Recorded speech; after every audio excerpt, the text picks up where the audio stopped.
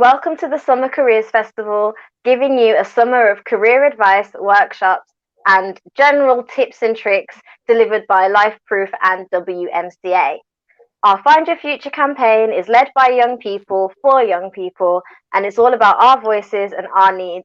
And with 23,000 young people under 25 with no employment, education, or training, it's really important for our voices to be at the forefront of this campaign and for us to really start speaking about the kind of support that we want. So today, I'm really glad to have these guests with us today, speaking about non-school routes to your future, and we'll get into what that really means in just a second. But first, I'd like everybody to introduce themselves. So can I start with Marvin, please? Hi there, everyone. My name's Marvin Robinson. I seem to be the oldest of the group, so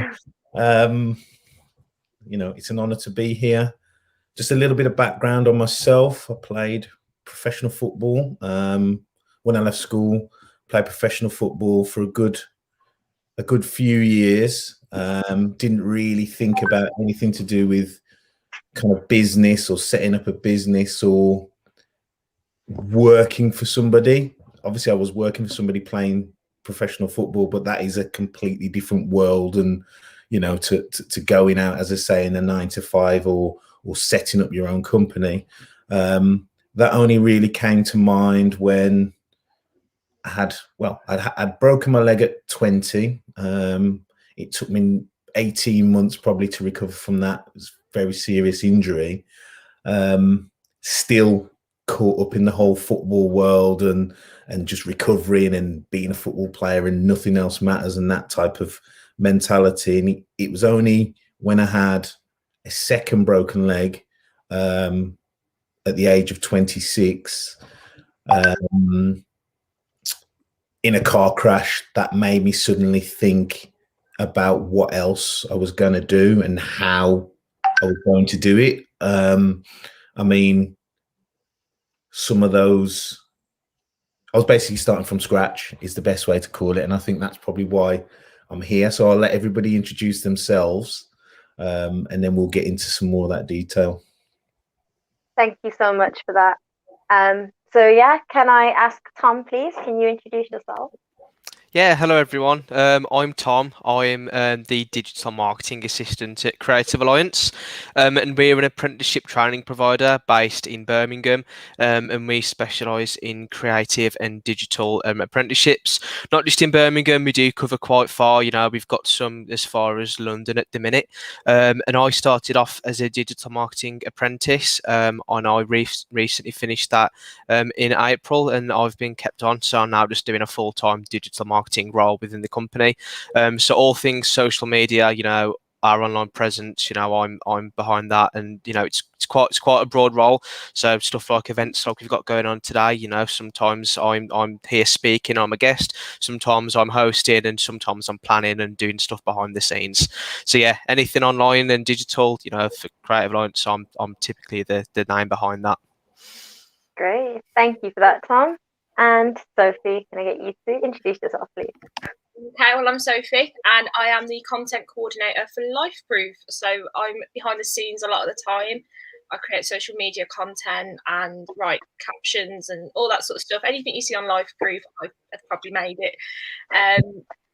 LifeProof's essentially, we're all about financial literacy, mindset development, and basically getting young people into employment and maybe into education. But a lot of my job is researching opportunities for people between the ages of 14, 16 up until about my age, so I'm about 25. I just tend to look at employment opportunities, funding for creatives, and mindset development and mental health. And that's me. Great, thank you. So as you guys can see, we've got a nice diverse group of guests today that can kind of explain to you the non-school routes into a great career for yourselves from loads of different angles. So the first question I want to ask, and I'm going to kind of throw it out to the group in general, what is your experience with alternative routes? So I guess we can start with Marvin and go around. Slightly odd one because, like I said, my first, if we call it career, was professional football. However, at the age of 16, I did sixth form instead of signing what was then called a YTS scheme. So I turned that down to stay at school. At that point, I didn't really know anybody that would become a full professional footballer, playing in the league, playing on television. So I was in a good school, and it was important that I carried on with school. Thinking about alternative routes into work came later for me.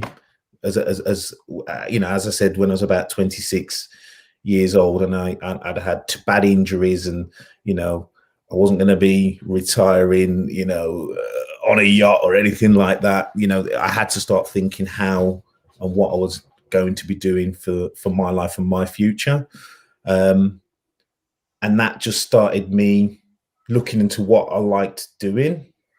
That was being honest. The first, I remember sitting in the living room thinking, well, I can't imagine myself working 9 to 5 because I've not experienced that before. What do I like doing? What am I passionate about doing? Because it's got to be something like that to keep me interested. I've never worked for anyone before. As I said, professional sports are a completely different kettle of fish. I've never had an interview. I've probably had 4 or 5 interviews in my life now, and I'm 40 years, only 40 years old. So, and most of those interviews have come in the last couple of years.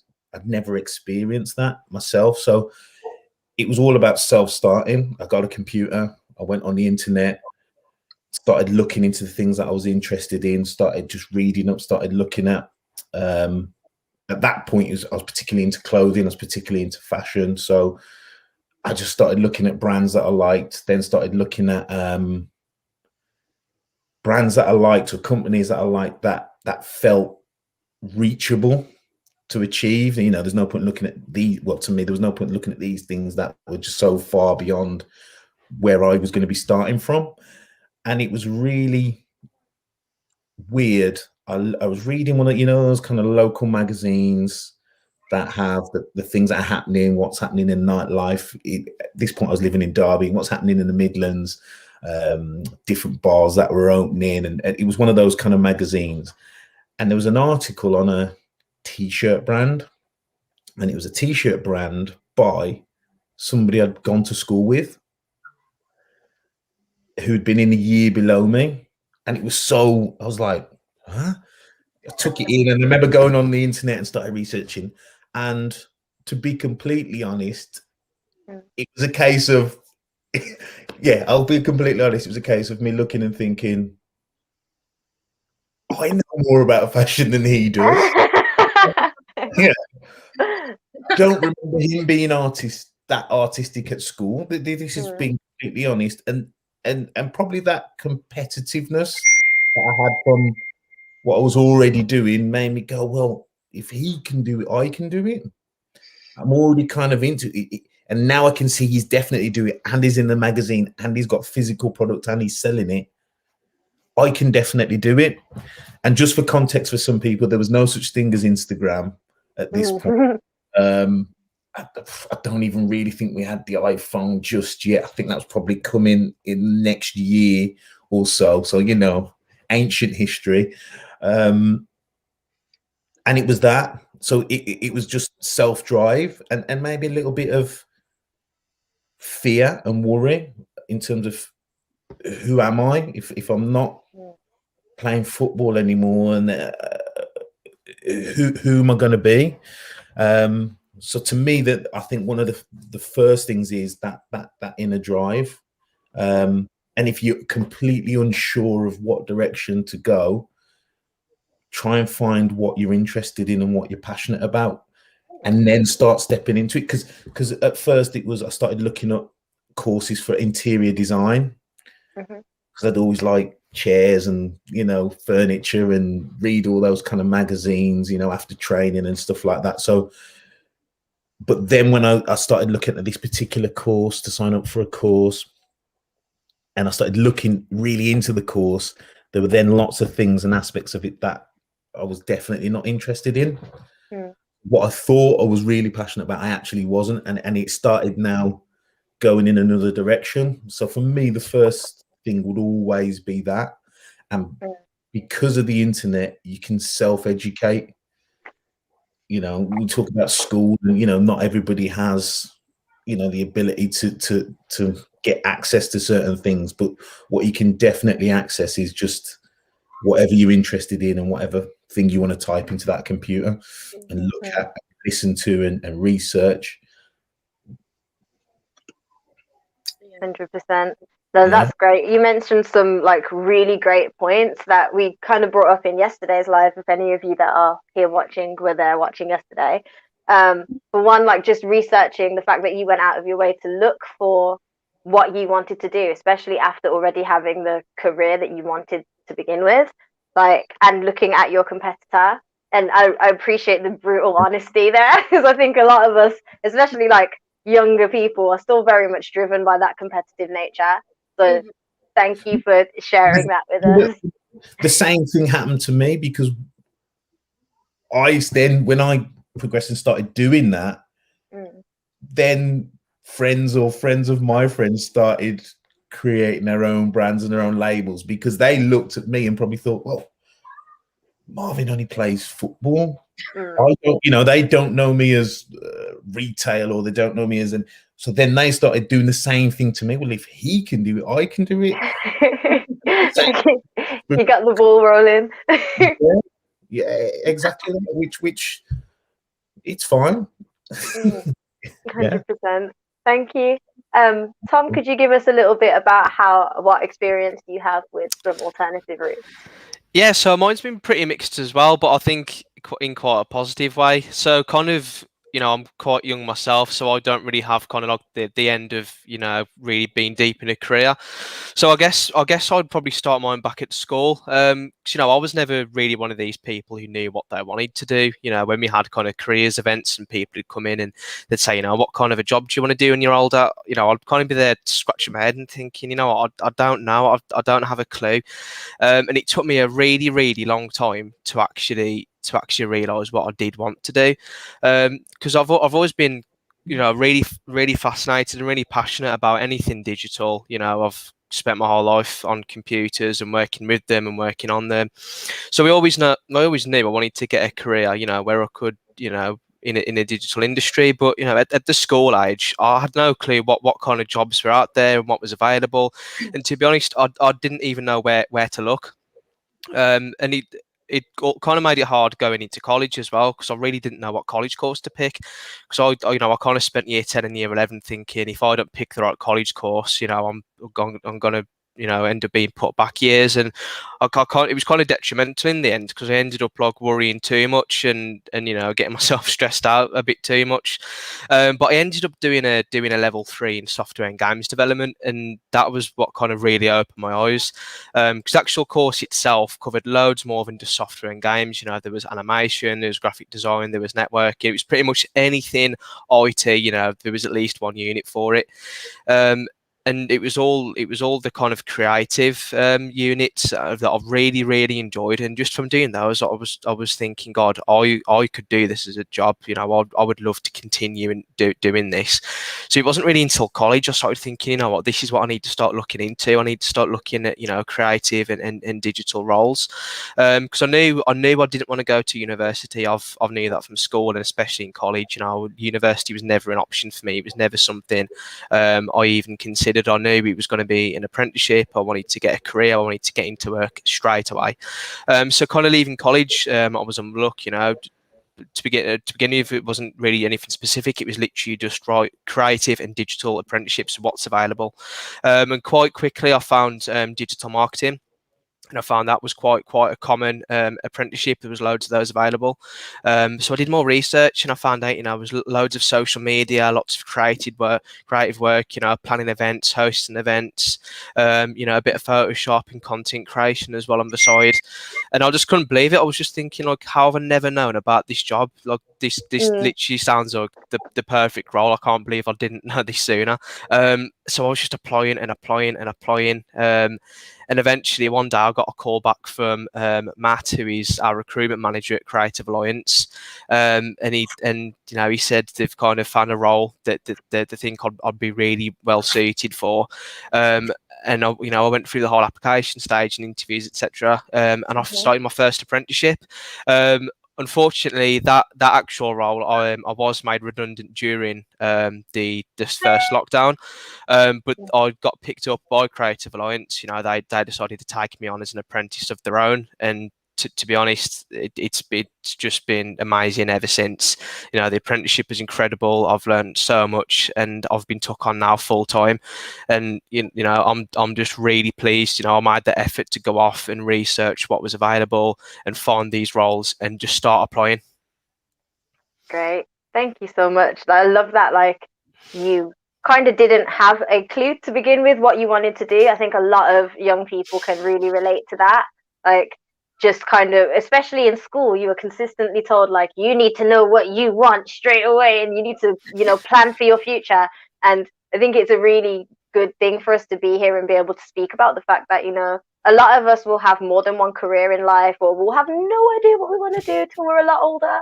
So it's great that you've had that experience and you're kind of a success story. You're picked up and you're doing something that you love now. So thank you for sharing that with us. No, that's fine. And I do completely agree. I think, especially in those school careers events, or careers days, it was very much, you need to know now, so you need to do the right college course, you need to pick the right options, so you need to make sure you get that right career. And it did really make it seem like, God, so if I'm like in my 20s and I don't like what I'm doing, is that it? Do I just have no choice? So it is quite scary, especially if you don't actually understand, just how many options there are out there. Yeah.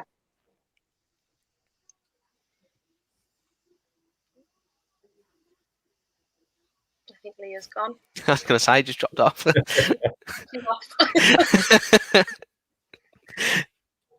She's coming back.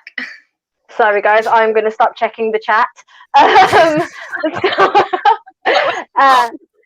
Well, yeah, every time I check the chat, I kind of get thrown out. Sorry, everybody. But yeah, so can I just move the question on, please? My screen has gone funny, so just so what's your experience with alternative routes, please, while I sort out my camera? Oh my God. Is that for me? Yeah. So yeah, my experience kind of started last year. So I'm the very typical, went to school, went to college, went to uni. But I spoke to my mum the other day about all this, my experience for university, and I said to her, if I could go back in time now, I wouldn't have done university. I'd have just gone straight to FindYourFuture and worked with Life Proof. I don't think I was cut out fully for uni. So yeah, it started when I was about 15. I decided I wanted to be a photographer. That was what I wanted to do. I sort of knew from that age I wanted to do something creative. So like we all said at school, they want you to have like that idea. This is what I'm going to do. This is my plan. And I did have a plan. My plan was go to college, go and study media, photography, and then do something as well, academic, psychology and sociology. And my God, was that a mistake? I should have never done A-levels. A-levels were the worst decision I ever made. I did the 2 years and I came out with all D's, and I had to go back to college for another year, and I did a BTEC. And I have to say that was probably the best decision I ever made. And I don't know why they're not talked about enough, BTECs. I feel like you go to college and they push A-levels on you. And I'm quite an intelligent person, but A-levels just aren't for me. I can't do exams. I can do coursework, but exams, I just can't do them. And I just felt like from the age of 16, they were pushing, like, you must go to college, you must do A-levels, and that's the only way you can get into university. And it's not. You can get into university by doing a BTEC course. So I wish I'd have done that right from the beginning. It would have saved me a lot of time, a lot of stress. And I'd probably, I'd be a bit further in my career now. But yeah, but then I got to university and realised that probably wasn't for me either, and I should have just done the BTEC and then started my career. So yeah, I did the 3 years at uni. I enjoyed it, but it was tough going. Like, I really do look back now and all the things I've learned in the last year, which I'll touch on in a minute, but everything that I learned in the last year, it's 10 times more than what I learned at uni. I've had hands-on experience. I've been taught so much by my managers, and I just think, like, I've spent like 27 grand I'm going to uni, and I'm gonna just in a job. So yeah, I left uni and I was stuck. I was a really lazy student as well. I didn't do my work experience. Well, I left and I'd really I was like, what do I do now? I've got no experience. All I've got is McDonald's and Cafe Rouge under my belt. No media agent will take on a graphic designer who's like got no. So I went and tried to be a manager at a restaurant. I thought, well, I've got the experience in that. I don't think I'm, maybe one day I might go back and do some graphic design. But yeah, that didn't work out. I ended up at Greg's, and I got made redundant last year, and because of COVID. And about 2 months before I got made redundant, I got a funny little Facebook message off a man named Kit, and he asked me if I was a graphic designer, and he basically just invited me into a Zoom meeting, and the rest is history. I'm here now. It was all down to Kit, really. He just sent me a message saying that he got like a voluntary opportunity, and I always knew that at some point in my life I'd have to do volunteering because I just didn't do my placements, and I should have done them. I'm a really bad example, but I knew that volunteering was probably going to be the way, especially in this industry. My goal when I left was to be a graphic designer and illustrator, and they don't take on people that haven't got enough experience. Like Tom's nodding, he knows. You look at these applications, it's like 2 years experience, 1 year experience. It's like, what do I do when I've got no years experience? So yeah, volunteering was the way forward for me. And now I've been with Aspire for You for nearly a year, and I've sort of worked my way up from a volunteer, right at the bottom, just helping out here and there, to working 5 days a week, basically in charge of what goes on behind the scenes at Lifeproof. And yeah, now I'm on the Kickstart scheme as well. So I'll talk about that in a bit, but the Kickstart scheme was probably one of the best decisions I ever made, was to take that on, because I'm now being paid to do something I love whilst getting experience as well towards, whatever I want to do in the future when I'm a bit older. So yeah, I'm a bit of an odd one. I should have just done this. I had to be awkward. I had to take the long route round. I know, I totally understand. Like, I think I can relate to you the most, though, to be honest, because I failed when it came to trying to get to. I saw a personal statement and said, I'm not doing that. I didn't even bother applying for uni because I thought to myself, I don't have the capability to articulate myself like that. I'm a creative too. Like, I make music and I've always known what I wanted to do. So all of those school things where they're like, you need to think about your options. I was like, I'm going to be Beyonce. Don't tell me anything. Do you know what I mean? I wasn't interested.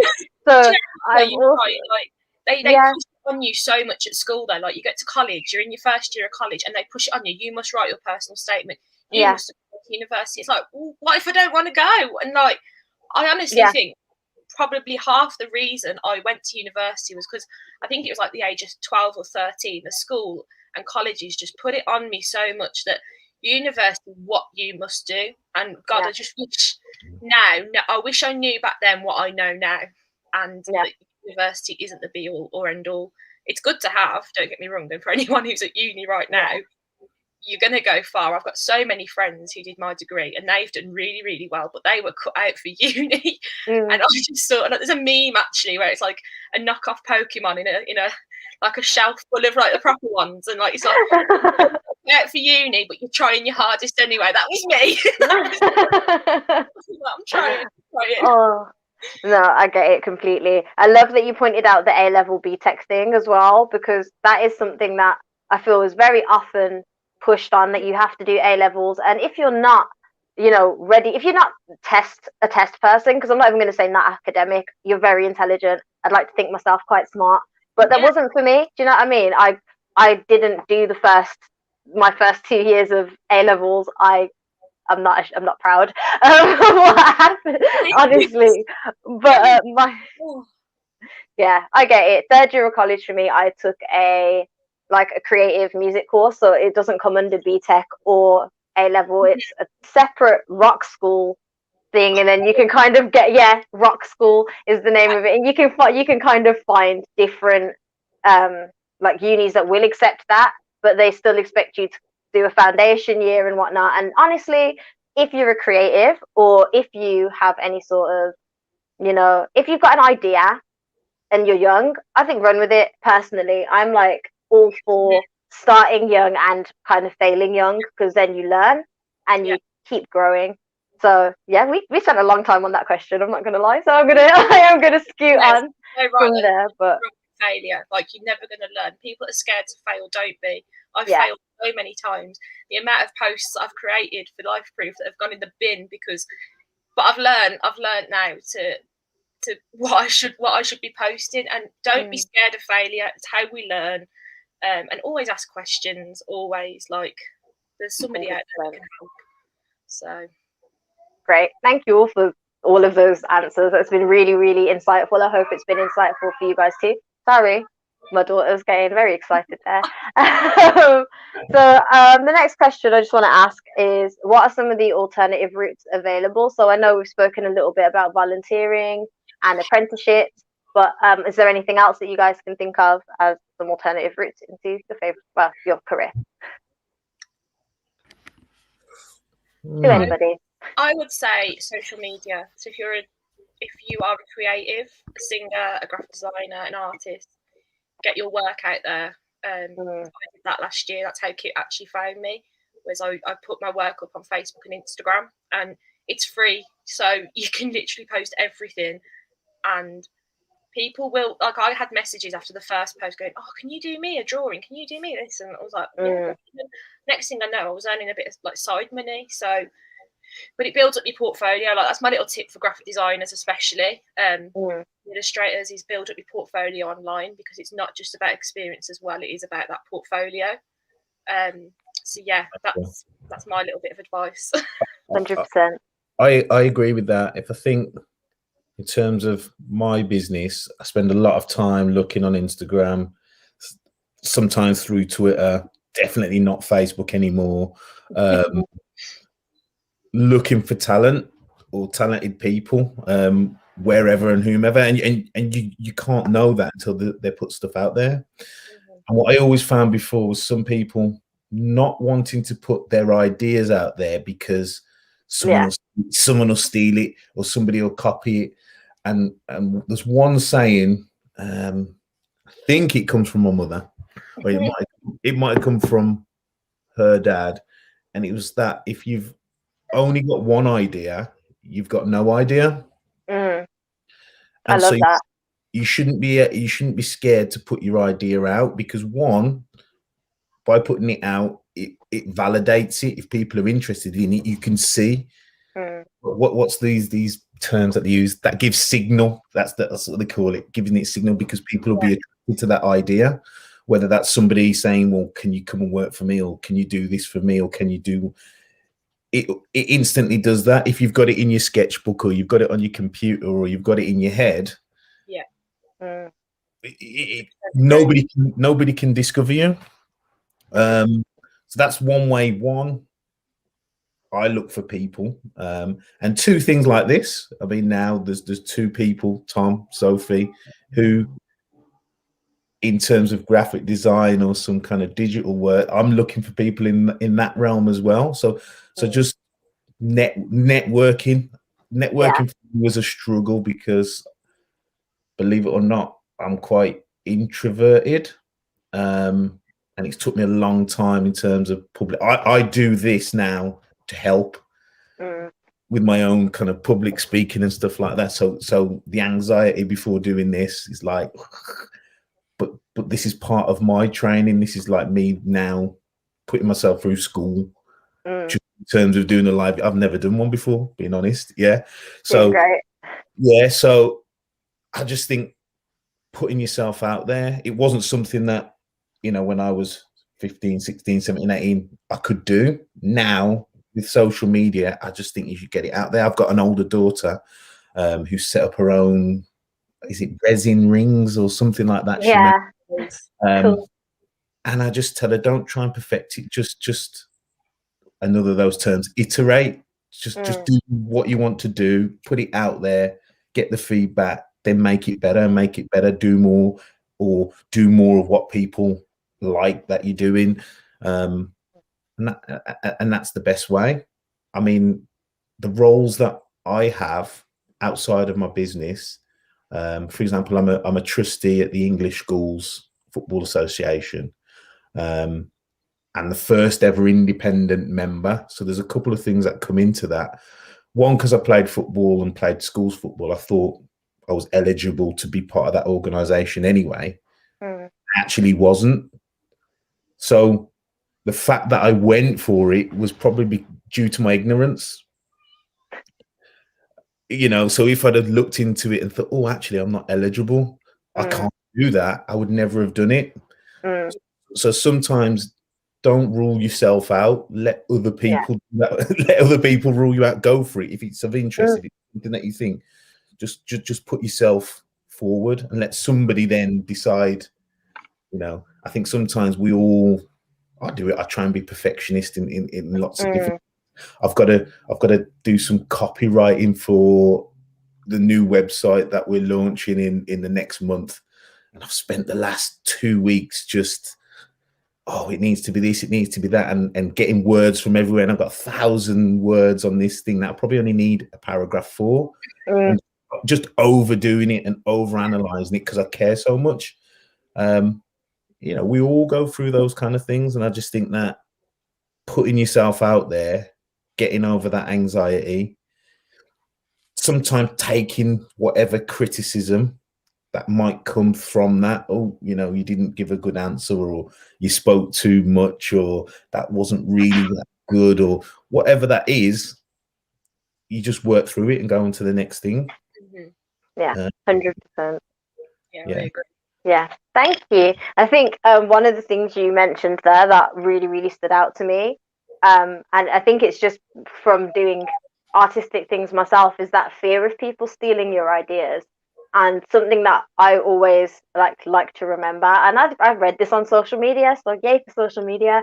But it was just that you are individual. I think this is important for everyone who is here listening today to understand.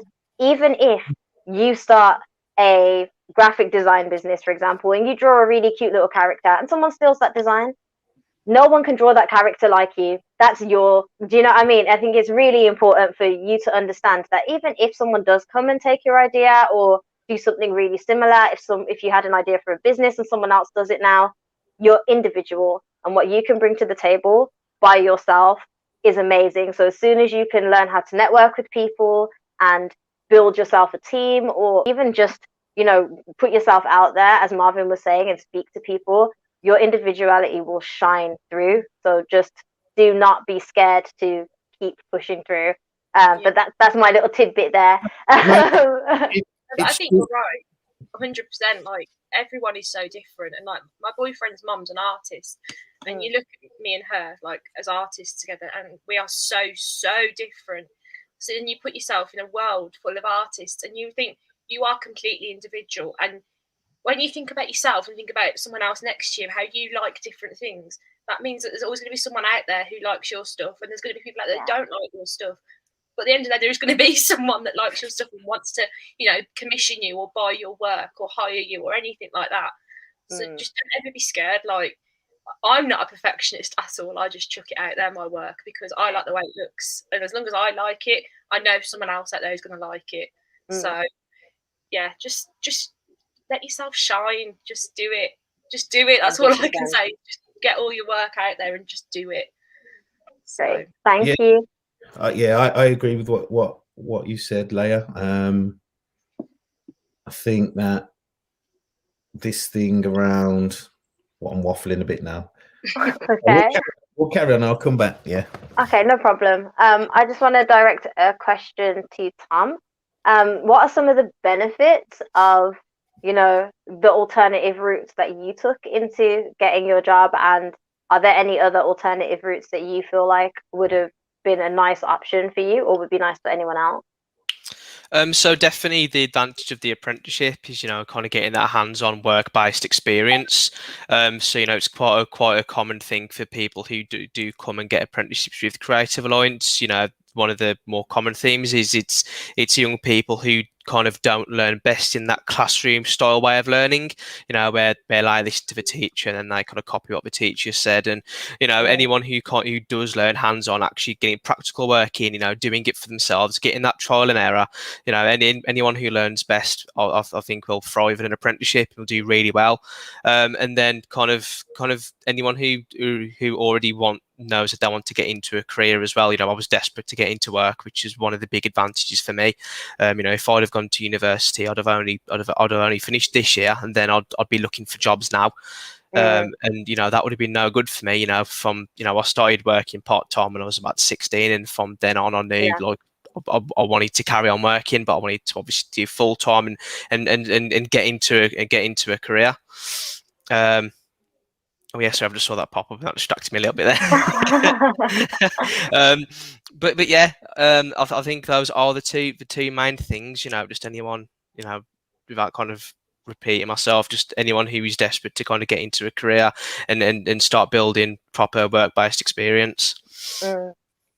Okay, could you talk a little bit about how you can access the opportunity of an apprenticeship? I myself have tried to get an apprenticeship before, and I feel like it seems a lot easier on paper when it's described to you than it is actually going forward for it. So can you give us a little bit of insight into that? Yeah, so in terms of actually kind of applying, there's loads, all the different kind of job sites will have apprenticeship positions on there. We use NAS, which is the National Apprenticeship Service, and then Indeed as well, our vacancies show up at Indeed. But I think just coming over to our website is the best way. You know, on all the information's there. You know, we'll have a brief description of all the different of the employer, you know, kind of who they are, what they do, because that is a really big part of it as well. You know, it's not just about looking for a digital marketing position. You know, if you're really interested in fashion, for example, you'll thrive in a digital marketing role at a fashion-based employer rather than maybe getting a digital marketing apprenticeship at maybe like a restaurant or something like that. So it's really important to know who the company is. So always, you know, go off, do your research, find out who they are, find out what they do, because that is a huge part of it as well. And then obviously, you know, like your location as well. That's another really important thing. You know, there's no point applying to a role in the Birmingham city centre if, you know, you live in Coventry and you can't drive. So honestly, doing your research is so important. Like, before you even apply, read up, find out who you're applying for, and have a think. You know, is this the role for me? Obviously, you know, qualification aside. And then obviously once you've done that, you know, and you're kind of ready to apply, and your application is so important as well. We run guidance sessions there either every other week, maybe every 2 weeks, depending on the audience. And one of the really common things is just kind of talking for applications and what some of the do's and don'ts are. And sometimes it's just such small things, and it just kind of go back to that research and just kind of knowing kind of what role you're applying for, and really talking about that, and, you know, being specific. You know, if you're applying for a digital marketing role, why are you really interested in social media? Is it the online event side you're interested in? And if so, what social media channels do you use? Do you use Facebook? Do you use TikTok? And then if so, what content do you do? You know, do you make your own content, or what kind of content do you watch? You know, it's kind of every point you make, be a bit more specific, and keep giving. You know, obviously as the training provider, we do help with recruitment as well. So we just want to see more and more information about yourself to kind of help build this really clear picture of, you know, of who this young person is, what kind of environments they're going to thrive in, and, you know, what kind of role can we put them towards, because that is another thing we do. You know, if you apply for one digital marketing role, we will look at application, we will recommend other roles to you kind of based on who you are. So it really is important, you know, just, as I say, do your research and just make sure you're letting us know, you know, what roles you're interested in, why you're keen to get into a creative career. So yeah, without kind of rambling on anymore. All right, great. Thank you for that. That was really like a good in-depth response, though, because I think a lot of people are a little bit unsure of what it really takes to do the job that they think they want, and sometimes they don't realize that within the industry that you're interested in, there's probably a role that's suited specifically to your circumstances and what you're interested in. So thank you for shedding some light on that. And don't be afraid to, as they call it, shoot your shot. Just if you see something, and you don't know the proper route, send them a direct message, send them something, I don't know, send them an image, send them whatever that is. Oh, I can do this for you. I mean, volunteering is not to be sneered at. I've got probably one of my most privileged roles through volunteering initially, and being probably 6th, 7th, or 8th choice for the actual volunteering role in the first place, and because nobody else wanted to do it and nobody else wanted to go there, but I did. The person who was in charge of that organization was actually one of the most influential people in a much bigger organization.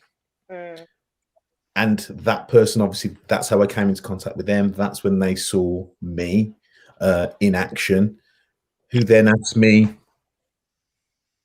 would I be interested in an opportunity somewhere else? And that's what it's about. Without being corny, I love these little phrases. I like Kanye West. And I've got one of he's got a book that he did years ago with little snippets. And he's got a saying, get used to getting used. Because if you're not useful, then you're useless.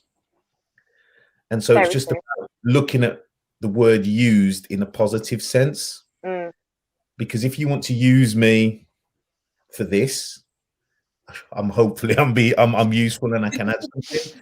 If you want to use me to sit me down and ask me about something else, again, it's that what's being used, what the term used, and it being positive rather than it being negative.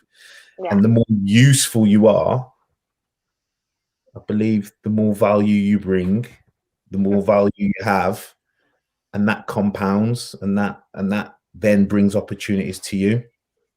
Like Tom said, I'm looking for digital marketing, call them students, people, and it's then, well, if we're using that term, how useful are they? Okay, you're interested in it, that's one thing, and you're passionate about it. 2, you can do this. 3, you use the particular platforms that I need help with. 4, you can actually create content of your own. Then all those things mean I can use you more, but it also means you're more useful, which means you're more valuable, which means I can give you more opportunity. 100%. And it's those things. Great, thank you. Sophie, can you give us a little bit more on volunteering, and how can you access doing that? I know you can just apply, but how did you get into that, and how do you recommend other people? I sort of fell into it, so Yeah. we just sort of, as I said earlier, put my stuff online, and it was a bit of a rut on furlough, and I just got my stuff up on Instagram, and I set myself up a little Facebook page, and then through that, people started to recognise what I was doing, and then I found out later on that somebody had actually gone into one of these Facebook groups where like people put up adverts saying, I'm looking for a designer, this and that. And somebody had tagged me saying, oh, I know a graphic designer. And then from that, Kit went on that group and saw me. So, and that's when I got the message, and I came forward and said, yeah, actually, I'd love to give it a go. But like, I know at the moment, the biggest one I can think of, if you want to get into some volunteering work, I know that next year in Birmingham, we've got the Commonwealth Games, and I am being hounded with volunteering opportunities for stuff like that. So I think it's either like, have a go at these big things like the Commonwealth Games, because I can guarantee there will always be something online. If you put volunteering in on Google, I've done it myself in the past before I was here, stuff like that will come up. Or just put yourself out there, as we said earlier, like get your work online. If you're a singer, get on YouTube. If you're a graphic designer, make full use of Instagram, and get yourself in those networking groups on Facebook. Like, it might seem really, not too cool because Facebook's not cool anymore. It will benefit you, it really will benefit you. Like, I'm in a few networking groups from back in uni where, like, that was one thing we worked. It was one useful thing from uni, but was to talk. We were taught to network and get on Facebook. And if we were looking, say, I was a photographer at uni, and I joined like a BCU TFP, whatever it was called, anyway. I joined this group, and it's basically where people work for free for each other. So, trade for photos, TFP. So, nice. as a photographer, I took the photographs of you, and you provided me with your modelling services. We both get a benefit out of it, and neither of us are losing or gaining anything with other than experience and a portfolio. So yeah, again, like, because I'm quite design and photography heavy, a lot of my advice will be aimed at, you know, those designers and those photographers, but networking and offering to work for free, and then thinking about, you know, putting a price on it. That's another thing, is, you know, you're going to want to get as much work as you can, and not everyone's going to want to pay, and that is the sad part. But like, one thing I say is the world doesn't run on love. You know, it's one big thing. So eventually you are going to have to start charging it, and people have to understand that. But for now, like, if you're just starting at the bottom, you're going to have to work for free. And people don't want to hear that. I don't think. I didn't want to hear it when people said to me, you know, you can't go out there and charge 10, 15, 20 pound an hour and have nothing, you know, nothing to show before you take on a client. So yeah, you're going to have to work for free. But, you know, like, I remember my photography lecturer saying to me, you know, he photographed a wedding. He wanted to be a wedding photographer. And what he actually did was he did one wedding, did it voluntary, and then bulked out his portfolio and pretended he'd done 5 weddings just by one lot of photographs. Another thing is sort of like fake it till you make it. Really make use of your work, and, you know, people don't have to know that that's only one, you know, one event that you've done. Just no one's gonna know. How would they know? No. But yeah, working for free and, you know, faking it, not too much, just a little bit. And I think that's how it works. Well, that's how it worked for me anyway. And what I'm being paid to do. There you go. So that's great. That's great for them to know, though. I mean, outside of, if you're a freelancer, I guess there's definitely that having to work for free. I definitely know as a singer, there's been a lot of shows I've done for nothing and not even travel costs. So yeah, I get that. I'd say that for people who want to get into more traditional types of work and you want to volunteer, definitely ask. Like, this is the best thing I can say. Literally, maybe not in Corona times, don't walk into a shop and be like, can I work here for free? But, you know, back in a couple years ago, you probably could have done that and been fine. So nowadays, think about where you want to work, look at the company and send out an email. Just literally drop it down. There's also a message there from LifeProof. Dolts.org is a great website for volunteer opportunities. So guys, if you are looking for volunteering opportunities, dolts.org. But also, as we've said many times today, don't be afraid to put yourself out there and ask. Literally say, I want to work here for like the next 3 months, voluntarily, see what I can learn. And, you know, even say to them, after 3 months, if you think I do a good job, do you think I could possibly get an actual job here? And you'll be surprised how very likely it is that they will take you on, for the simple fact you now know the industry and you've just done 3 months free. They know that you're willing to do the job. So do bear that in mind.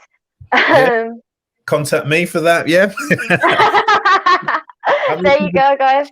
I'm looking for digital marketing, and again, it's about what Tom said, just doing a bit of research and seeing, well, if I do volunteer for that person, that brand, that business, what possible opportunities are there? Because say for somebody like myself, if you come and did some work for us and did it well, and that fits your CV, all of a sudden you end up being now a head of digital marketing. When you write that down on your CV and you get also a good reference from myself when you're applying for something else, all of a sudden that looks great. Whereas you may have gone and volunteered at somewhere that is perceived to be a much bigger organization, but you could only ever be really on the ground floor. You know, you've had less freedom, you're more restricted, you haven't been able to grow, you probably haven't had visibility and access to as much in terms of the role as you may say with somebody like myself, and all those things help you to grow. They do, 100%. This has been really great, and we are coming up to the last couple of questions, so I'm not going to lie, I'm going to stick them together. What type of mindset do you feel like you need to navigate yourself a better future? And how do you deal with the naysayers when you decide not to go down the traditional route or decide to, drop out of uni or fail? Like, how do you deal with those naysayers? And what kind of mindset do you feel like you need as someone who's going a non-traditional route? That's to everybody. I think have a little bit of purpose. Personally, if you're dropping out of something, you are dropping an opportunity and a path. So if somebody says, well, you shouldn't do that, I think you're making the wrong choice, then what is the alternative route, as you call it, or the alternative path, or the alternative thought? Because it might not even got as developed as that. It might just be a thought. As long as there is some kind of purpose, then I just think be brave. I just think in this climate with social media, and keep saying it, you can be a lot braver. Things can come out a lot quicker. You can self-create. In a second, you create a page on Instagram. You've got a business. Yeah. Whatever you choose that to be, you've got a business. And that's what I say to my daughter. I just think have a little bit of a purpose. 100%. I completely agree. I think as well, another part of your mindset is you've got to really want to do it, and I think you've just got to really get stuck in. If you know that you want a future in, let's say, digital marketing, you've got to really get stuck in. I did have an idea, but I forgot what I was going to say, so I'm just going to move on. It's okay. If you remember it, do. Yeah, carry on. Yeah, sorry. I do agree with what Sophie's saying, to be honest. I think just that passion and dedication, especially to your chosen area.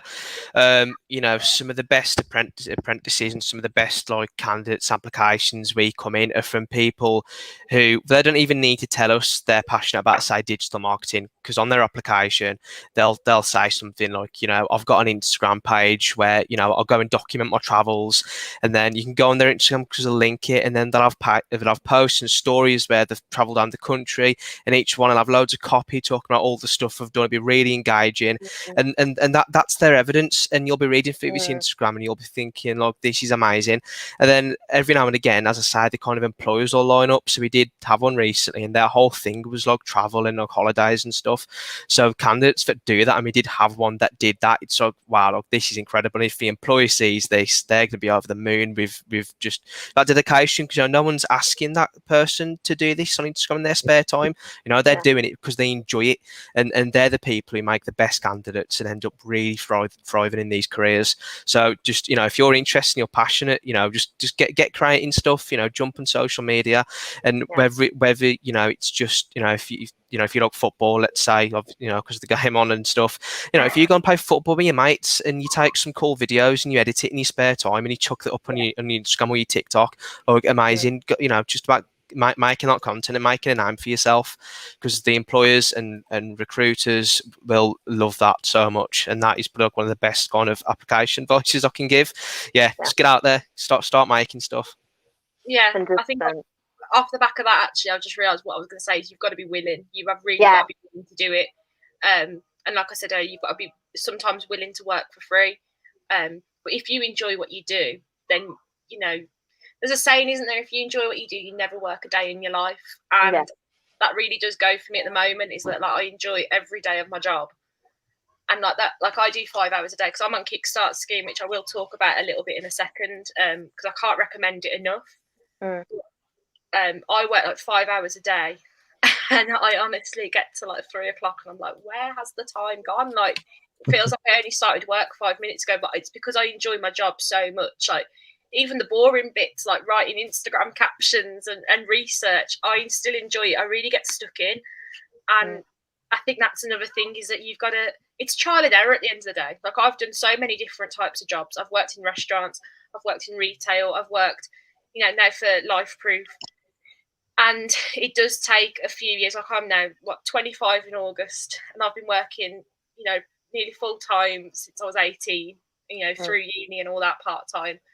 And I've done so many different types of jobs. I even did a bit of work experience at uni where I did copywriting and stuff like that on blogs for my work experience. And it is trial and error. You might feel a bit hopeless at some point. I got a bit hopeless last year. Like, I'm never going to get into that sort of job. But you will, is what I'm trying to say. You will, and you've got to keep, trying. And it really isn't the end of the world if something doesn't work out, because there is another opportunity. Yeah. So very much so. 100%. Like, just be willing and just do it. Get stuck in. Get your work there. Yeah. I think you made a great point there about sometimes it doesn't go the way you want it to go. And I think especially in a world of, alternative routes, get used to hearing the word no, and not in a negative way. No's are great. No's teach you something. No's show you where you could improve. No's show you who doesn't like your product, and that's completely fine. But really and truly, guys, get used to hearing it and embrace it. Embrace the no. If you've ever watched Gary Vee, he's great for that. Embrace the no. And if you don't watch him, I do recommend him. He's great for anyone who wants to do anything alternatively. Someone who very much believes in not going the school route. So it's great for anyone who's watching this. Do go check him out. But in general, just that's the only thing I would probably add to everything you guys said. And dealing with the naysayers and the doubters, one of my favorite sayings is, don't prove the haters wrong, prove your supporters right. So do just remember that. Don't worry about who says you can't do it, because there's plenty of people who want to do what you want to do and don't have the drive to do so. So definitely run with it. And that's all of the questions. So I really and truly just want to put it out to you guys. Is there anything left that you want to make sure that everybody knows about? Sophie, please do go into Kickstarter as well. But anything else that you've got to add just for everybody? And just a massive thank you all for being here. It's been great. So Kickstarts, best decision I ever made. There are hundreds of thousands of them online right now. Essentially, what the Kickstart scheme is, the government will fund 25 hours a week for 6 months, minimum wage. So basically, you have to be on universal credit. That's the only downside. You have to be on it for 3 months. So I got onto it I got made redundant last November. Signed on the doll, as my mum would say. And after 3 months, I was eligible to apply for Kickstart schemes. And funnily enough, I was volunteering at a company that offers the Kickstart scheme. So it was quite easy for me. I just sent in my application. Kit knew who I was. Laura knew who I was. But my job coach, because when you're on universal credit, you have meetings every 2 weeks with a job coach to talk about how it's going. And he was finding Kickstart schemes for me. So they do find them, and all you have to do really is just fill out an application form, send off your CV. The job centre help you with your CV anyway. So because my experience with the job centre was actually quite positive. I know a lot of people have had quite negative experiences, but my job coach was really supportive, and he helped me. He checked my CV, and he was fully supporting me when I said that I'd already found a Kickstart scheme. So it's 6 months. It's a 6 month placement, 25 hours a week, minimum wage. I think it's either for 16 or 18 to 24-year-olds. I think it's 16 to 24. I think it's 16, isn't it? And you have to be on universal credit for 3 months, and then you send in your applications, and you get a 6 month placement. And the beauty of the Kickstart schemes is you're not just confined to one. If you finish a 6 month placement, and you are like me, not turning 25 at the end of your placement, you can apply for another one. So until you get a proper job, as I'd call it, you can do these Kickstart placements. They look wicked on a CV, and they help you with the companies that you work with they're supposed to help you with training. So you have to do a training course in CV writing and interview tips, and you can choose, I think you get £1,000 or something to spend on training and equipment. So I'm going to go on what am I doing? A project management course. I'm going to do that because I want to be a project manager. And I'm also going to get another computer screen so I can work from 2 screens. So yeah, it's really benefited me. Like, as I said, like I came out of uni and didn't know what I wanted to do, and then I fell into volunteering, and then it's worked out in the end for me. So yeah, definitely worth a look at. You know, if you are like at the risk of being made redundant, or you know, you haven't been able to find a job, if you can deal with living off £340 a month for 3 months, which at the moment, well, right now there's more to do because everything's opening up, but you know, there's not as much to do as there was before, so you're not going to be spending that much money. You put up with it for 3 months is what I'm saying, and then you're going to be on a lot more money after that.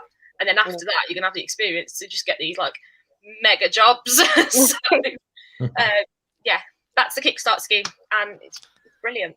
If I could just really jump in on that, because you've done a really good job expanding Kickstart there, Sophie, but I am going to have to just drop a quick plug for Creative Alliance there. Because if anyone does want to get involved in Kickstart, we are actually a Kickstart gateway. So if you jump on our website, it should hopefully link below, and you find our contact details. You can actually contact us, and we can actually help anyone get a Kickstart placement. So yeah, a little plug there for Creative Alliance. Great. That's wonderful for everybody to know. Well, I'm not too sure, but I think we might have some, so keep your eye out. I think you can find them. I think you can seen them on Indeed and stuff like that. Yeah. So, yeah, but like as I said, if you're on Universal Credit, your job coach does find them for you. So, yeah. There you go. Great. Thank you, guys. Marvin, do you have any like parting words for everybody? I don't think so. I said quite a few things. No, just thank you. Hope I haven't bored anybody. No, this has been incredible. Like, literally a massive thank you to every single one of you for coming on and sharing your experiences, and just, you know, letting everybody who's here watching today know that there is so much more that you can do than just go to school, college, and then uni, because it's not made for all of us. And especially if you're a creative, here's us proving to you there's plenty of different ways for you to get to where you want to get to. So yeah, a massive thank you to all our guests. I think everybody's got their socials there, so follow everybody if you're interested in what they do. I'm trying to put social. Is that it's all down there? I think it's over this way. Oh, you do. Yeah, she got it. There it is. What am I doing? No, massive thank you all, and yeah, make sure that you guys keep an eye on the Life Proof Instagram and Facebook for when the next one of these wonderful sit downs will be. And we're posting opportunities on Thursday on Life Proof from the Youth Employment UK website, so keep an eye on that. There'll be loads of opportunities on the feed on Thursday. Great, thank you for that, because I didn't know. Thank you all, and yeah, we'll be back soon. Bye, guys. Bye.